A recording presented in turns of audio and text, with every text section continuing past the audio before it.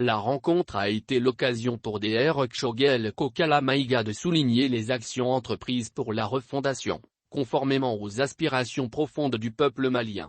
Satisfaits des échanges, les diplomates ouest-africains ont promis de rendre compte à leurs autorités respectives. Le Premier ministre, Dr Choguel Kokala Maïga, s'est entretenu, hier à la primature, avec le groupe des ambassadeurs de la Communauté économique des États de l'Afrique de l'Ouest, ceux de AO. C'était en présence de l'ambassadeur du Sénégal au Mali, Birame Mbagnick Diagne. Cette rencontre se situait dans le cadre du dialogue et de la coopération avec l'organisation sous-régionale, fortement impliquée dans la résolution de la crise au Mali, bien avant les événements du 18 août 2020. Dans son discours introductif, le chef du gouvernement dira que la transition politique en cours est une opportunité pour les Maliens de redresser leur pays, qui n'a que trop souffert de l'instabilité, de l'insécurité et des conséquences de la mauvaise gouvernance politique et économique.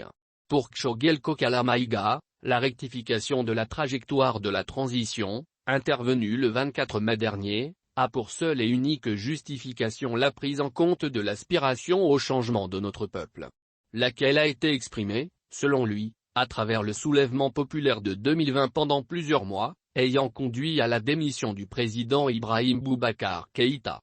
Cette aspiration, a soutenu le Premier ministre, tourne autour de la sécurité, de la justice et de la fin de l'impunité ainsi que des réformes en profondeur de notre système électoral comme garantie de non-répétition des crises.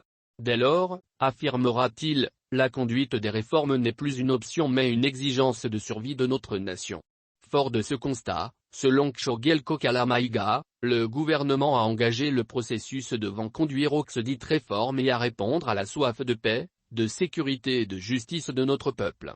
Pour lui, la tenue des Assises nationales de la refondation, voulue par le président de la transition pour fédérer notre peuple autour de son destin commun, répond à l'exigence de méthode pour conduire de manière consensuelle et inclusive le processus des réformes.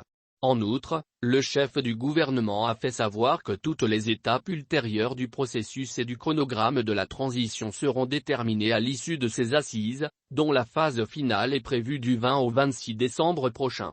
Toutefois, a tempéré Choguel Kokala Maïga, le gouvernement est à pied d'œuvre pour la bonne préparation des prochaines élections, à travers un certain nombre d'actions qui ne sont pas obligatoirement connectées aux genres.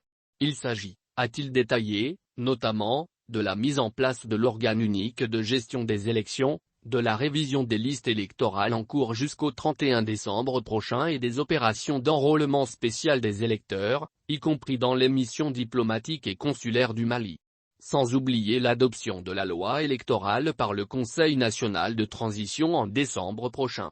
Au terme de la rencontre, l'ambassadeur du Sénégal au Mali, Birame Mbagnick Diagne, a, au nom de ses pairs, salué cette démarche inclusive du Premier ministre, qui leur a permis d'être édifiés sur la situation de notre pays. Il a promis qu'il ferait le compte rendu de cette rencontre à leurs autorités. Auparavant, le Premier ministre avait reçu la sous-secrétaire des Nations Unies chargée des questions des droits de l'homme, Ilse Branqueri. Les échanges entre les deux personnalités ont porté sur la situation sécuritaire de notre pays, mais aussi la question de l'impunité en général.